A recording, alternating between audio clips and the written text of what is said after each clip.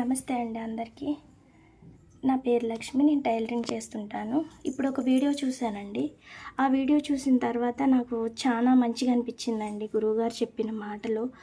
అక్క బాబు చనిపోయాడని బాధపడుతున్నారండి. వాటర్లోకి వెళ్ళిన తర్వాత చనిపోయాడని.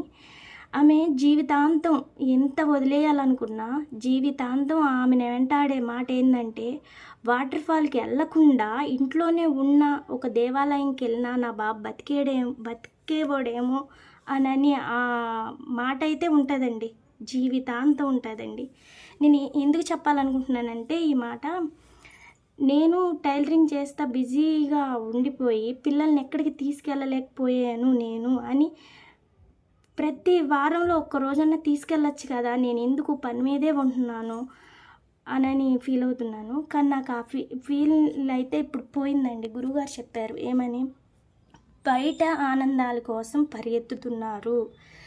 ఇంట్లో ఒక దేవాలయంకి వెళ్ళండి, ఇంట్లోనే ఉండి ఇంట్లోనే హ్యాపీనెస్ క్రియేట్ చేసుకోండి. రామాలయంకి వెళ్ళండి, ఆంజనేయ స్వామి గుడికి వెళ్ళండి అన్నారు చూడండి. అది చాలా పెద్ద మెసేజ్ అండి. అది ప్రతి తల్లిదండ్రి బాధ్యత అండి. అది పిల్లలు ఎవరో వెళ్తున్నారు, మన రిలేటివ్స్ వెళ్తున్నారు, బయట వాళ్ళు వెళ్తున్నారు అని మనం ఇంట్లో ఉండైనా పిల్లల్ని బయటికి పంపిస్తుంటామండి. అది మాత్రం తప్పండి. ఇది గురువుగారు ఇచ్చిన చాలా ఈ సబ్జెక్ట్ అయితే నాకు చాలా నచ్చిందండి. అందరి గురించి ఏమో కానీ నా మనసులో ఉన్న బరువు అయితే చాలా మట్టికి దించేసుకున్నాను. అంత ఫీలింగ్ వచ్చిందండి.